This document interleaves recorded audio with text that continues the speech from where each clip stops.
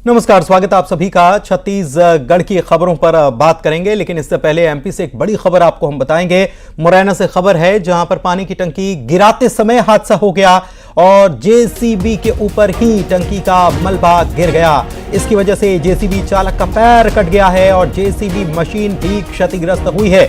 JCB चालक को ग्वालियर के लिए रेफर कर दिया गया है। नगर निगम विभाग की एक बड़ी लापरवाही यहां पर सामने आई, क्योंकि बगैर एक्सपर्ट के ये टंकी गिराने का काम जो है वो किया जा रहा था। एक्सपर्ट्स की निगरानी में ये काम वैसे होता है, लेकिन बगैर एक्सपर्ट के जो काम होता है तो फिर क्या अंजाम होता है, ये तस्वीर आप देख सकते हैं। बिना एक्सपर्ट के ये पानी की टंकी गिरा रहे थे और इसी में जेसीबी चालक का पैर कट गया, जबकि जेसीबी जो है वो भी, उसमें भी काफी नुकसान हुआ है। जेसीबी चालक को ग्वालियर रेफर कर दिया गया है। नगर निगम की एक बड़ी लापरवाही और भीषण लापरवाही इसे कहा जा सकता है, ये सामने आई है, जहां पर बगैर एक्सपर्ट के काम कराया जा रहा था और न जाने किस बात की जल्दबाजी थी। हालांकि जो काम होता है, वैसे ऐसे सरकारी काम में एक्सपर्ट्स की बहुत ज्यादा भूमिका और उनकी मौजूदगी बहुत ज्यादा अहम होती है, लेकिन उसके बावजूद भी इसका पालन यहां पर नहीं किया गया और नतीजा एक हादसा यहां पर पेश आया।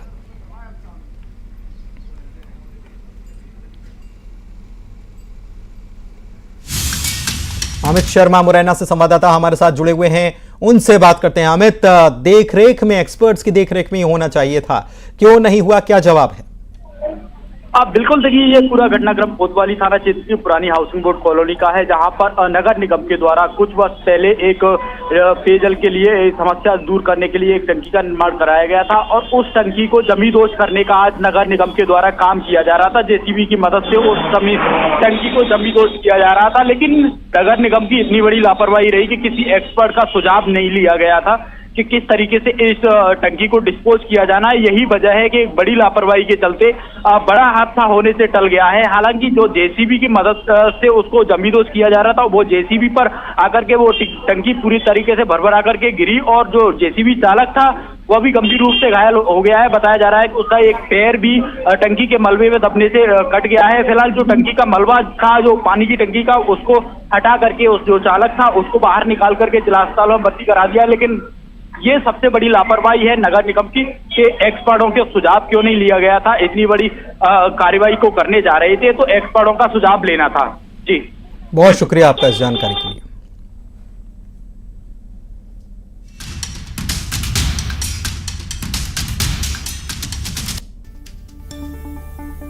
तो एक्सक्लूसिव तस्वीर आप मौके की देख रहे हैं। रायपुर के धरसीवा में पुलिस ने कबाड़ की आड़ में गौ तस्करी के मामले में कार्रवाई की है। पुलिस ने गौ तस्कर के अवैध कब्जे पर बुलडोजर चलाकर उसे ध्वस्त किया। पुलिस के मुताबिक कबाड़ के लिए सरकारी जमीन पर यार्ड बनाया गया था, लेकिन वास्तव में यहां पर गौ तस्करी में इस्तेमाल की गई गाड़ियों को छुपाने का काम होता था।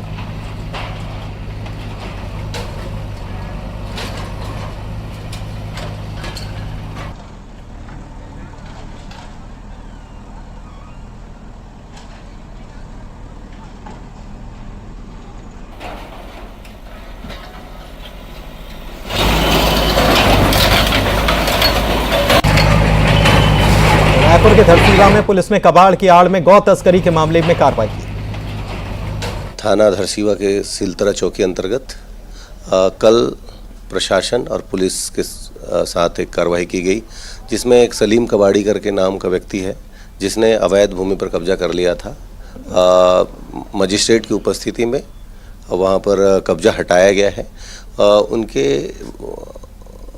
बेटों के खिलाफ कई मामले में मौसी तस्करी से संबंधित अपराध दर्ज हैं। इसमें जांच की जा रही है कि किस प्रकार से कई जगह से सूचना मिली थी कि वहां पर कुछ गाड़ियों को या डंप करके रखा जाता था, जिसमें मौसियों की तस्करी की जाती थी। सभी तथ्यों पर जांच की जा रही है। युगल तिवारी हमारे संवाददाता हमारे साथ लाइव जुड़े हुए हैं। युगल, पूरा मामला समझाइए जरा।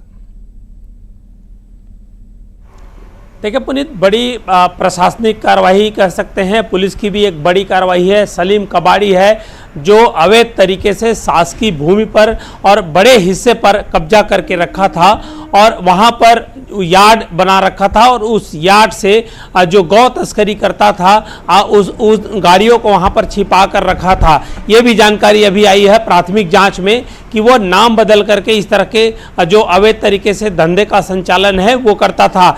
लगातार लोग इसकी शिकायत कर रहे थे और पुलिस के साथ साथ प्रशासन की टीम है इन तमाम मामलों की तस्दीक कर रहा था। और जब पता चला कि इलीगल तरीके से जो कबाड़ के आड़ में इस तरह से गौ तस्करी का काम है वो कर रहा है, तो उस पर जो प्लानिंग के तहत जिला और प्रशासन और पुलिस प्रशासन की टीम है मौके पर पहुंच करके जो बेशकीमती जमीन को खाली कराया गया है। और जिस तरह से वहां पर कब्जा किया गया था पुलिस उस कब्जे को पूरी तरह से खाली करा दिया गया है।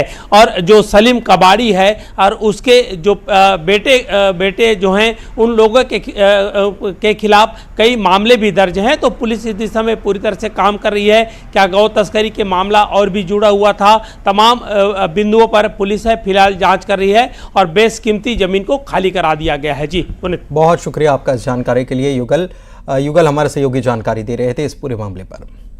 इधर नारायणपुर में रिश्वत लेते हुए क्लर्क पकड़ में आया है। एंटी करप्शन ब्यूरो की तरफ से यह कार्रवाई की गई है और एसीबी की टीम ने इसे रंगे हाथों गिरफ्तार कर लिया। यह 8,000 रुपए की घूस लेते पकड़ा गया है। एसडीएम ऑफिस में ये क्लर्क है तैनात और यहीं पर यह कार्रवाई हुई है। और ये क्लर्क जो है जमीन नामांतरण के लिए रिश्वत की मांग कर रहा था। आखिरकार ये एंटी करप्शन ब्यूरो के शिकंजे में आ गया।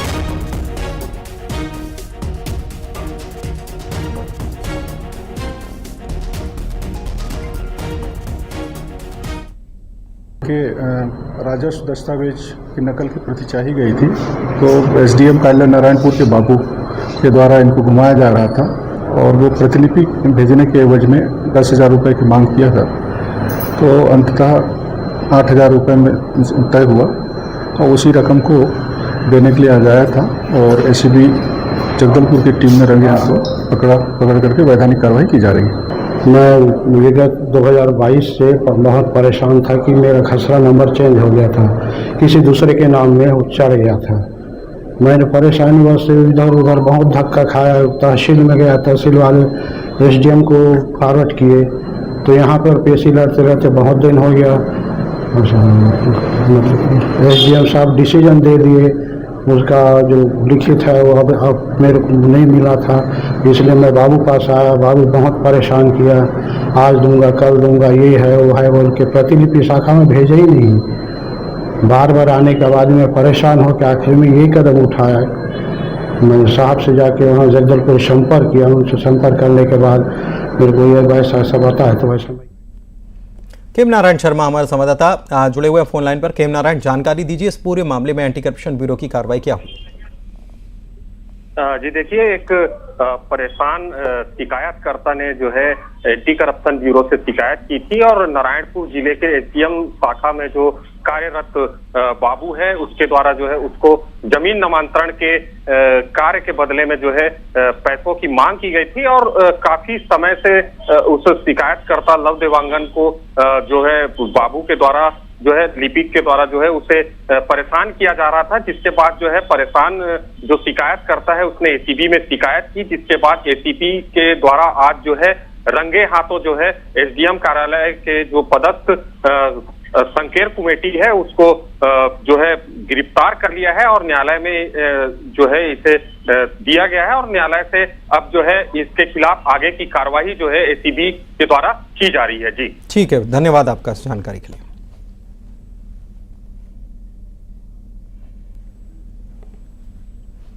इधर अंबिकापुर में प्रशासन का एक्शन देखने को मिला। प्रधानमंत्री आवास की रकम में हेरफेर का यह मामला है। 3 लोगों पर एफआईआर दर्ज कर ली गई, जिसमें 2 जनपद सीईओ पर एफआईआर हुई है और कुल 11,60,000 रुपए की बंदरबाट इन लोगों के द्वारा कर ली गई। मैनपाट के कमलेश्वरपुर थाने में यह एफआईआर दर्ज की गई है।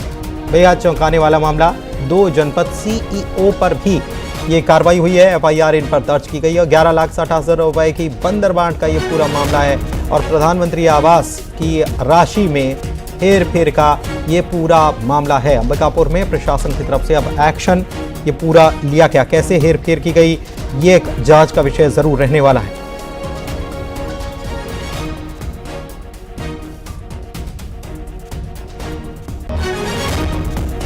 आदेश पर इसमें फिर मैनपाट थाने में एफआईआर दर्ज किया गया। इसमें मुख्य रूप से 3 आरोपी हैं। 2 तो पूर्व सीईओ रहे हैं मैनपाट के, एक जय गोविंद गुप्ता हैं और एक सागर चंद गुप्ता हैं जो मैनपाट के पहले पूर्व में सीओ रहे हैं, उनके खिलाफ मामला दर्ज हुआ है।